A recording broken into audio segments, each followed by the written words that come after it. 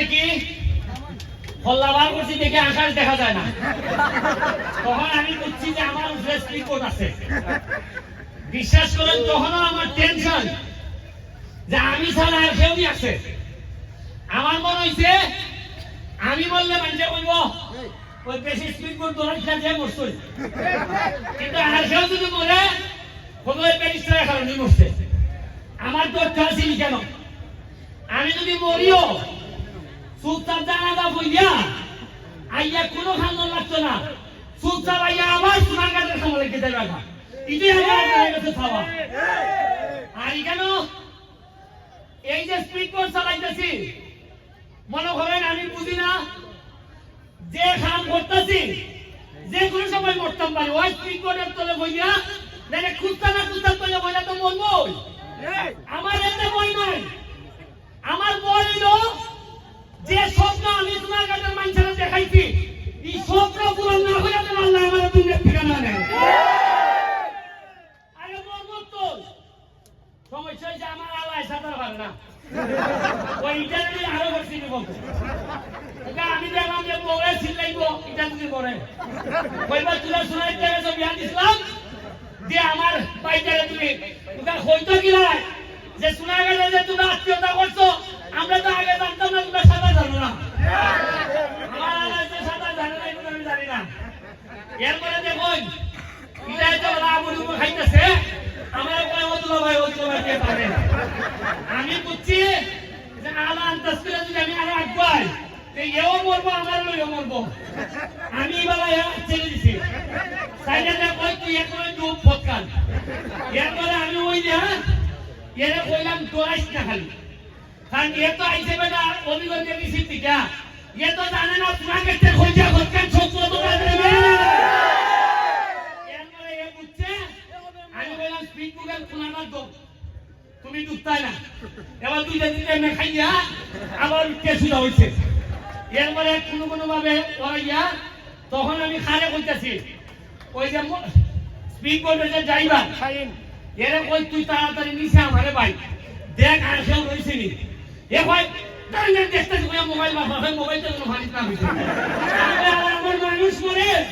আর এখন মোবাইলটা যেন না দিছে, মানে এর মাথা কিতা বুঝল এর মোবাইল দিতে হইতো না মানে ৭,০০০ টাকা দাম আর আমার মানুষ মরে দেখি ৭০ লাখ। এবারে এর মোবাইল আমি হাতে লইছি আর এর পরে নিচে নেমে দেখে এই লোকে বাস্তবতা দুইটা তিনটা জিনিস শিখলাম। একটা হলো তুমি মরো অসুবিধা নাই এখন মোবাইলটা যেন না দিছে, আর হইলো গিয়া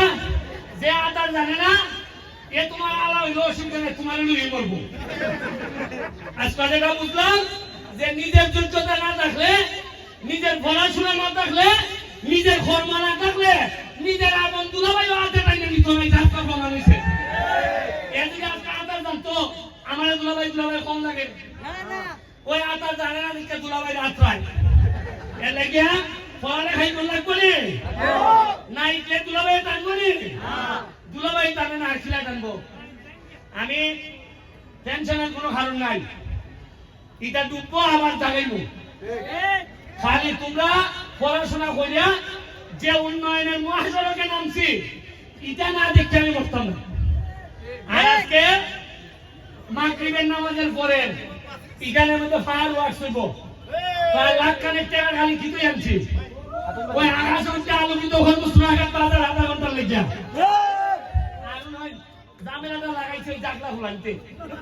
আমি পয়সা মিলে নিয়ে নিতাম না, উঠতে উঠতে 15-20টা উঠছে উঠতে আবার উচ্চিও দিছে উচ্চিটা ফেলাই দিছে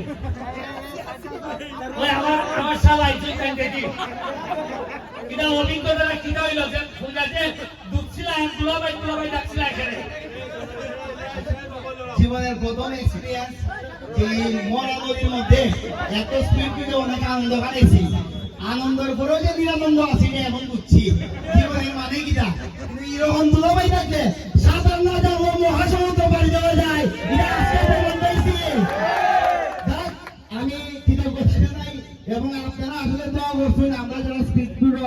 আসতাম যে ছোট বাচ্চারা বিশেষ করে আমি জড়াইছি, আমি নিজে যখন দুলাভাই বলছি যে ফাঙ্কাপ ধরো তুমি বাসায়, তখন আমার মাথায় কাজ করছে স্পিড পর্যন্ত ফাঙ্কাই করে তা আমার জীবনও বাঁচতে পারে বলে ফাঙ্কাই দিয়ে আমার জীবন বাঁচাইছি তার এইভাবে একজন বিসর্জন দিয়ে যদি ব্যারিস্টার শুনে নেবার জন্য হয় আমার বিসর্জনের জন্য উত্তম দিয়ে আমার কাছে নির্ভর করে সোনারগাঁওবাসী ভালো থাকুন সুস্থ থাকুন আল্লাহ হাফেজ। একটা জিনিস বলে আমার তো টেনশন এই যে আমি নৌকা চালাইতেছি স্পিড বোট চালাইতেছি ছোটখাটো একটা অ্যাক্সিডেন্ট হইলো কিছু লোক কার হইছে আমার বিরুদ্ধে বদনাম হইতো এই যে একটা হইব কিনা জানি আমি কইব এই যে একটা নাটক আরম্ভ হচ্ছে ব্যারিস্টারে এরপরে কইব এমপি মানে বেটা ভাঙ্গা নিয়ে ঘুরে ঘুরতো উঠতেছে দেখি হ্যাঁ ওই যে এইখানে স্পিড বোট চালায় সুযোগ নাই উপরওয়ালা জানে উপরের দিকে জানে নিচের দিকে দুটো টাঙ্গা নামাইতে তাই না আর আমার যে উপরু লাইন এর বাবা কয় ভাই কেউ কয় ভাই ইলাইন মুডা রইলে তো আরো ভাই নাই এরা বাপের বুঝে আমি বাস করছি আর এরা মুডা রইলে বলে আর বুঝে কি কথা লাগছে না গানে নামাজটা বলল আইবা এখানে এই ফায়ার ওয়ার্কস হইব এবং ঠিকভাবে যদি পড়াশোনা করো আল্লাহ রাসূল মাইনে যদি চলো মানুষের হক যদি নষ্ট না করো মানুষের গম যদি মাইনে না খাও তাইলে দেখছো না অল্প দিনের মধ্যে সোনারগাঁ কত দূর যায় এটা আমি নিজের চোখে তোমরা ভ্রমণ করে দিব দেখছো তোমরা ঠিক আছে সবাইকে ঈদ মুবারক ঈদ মুবারক ঈদ মুবারক।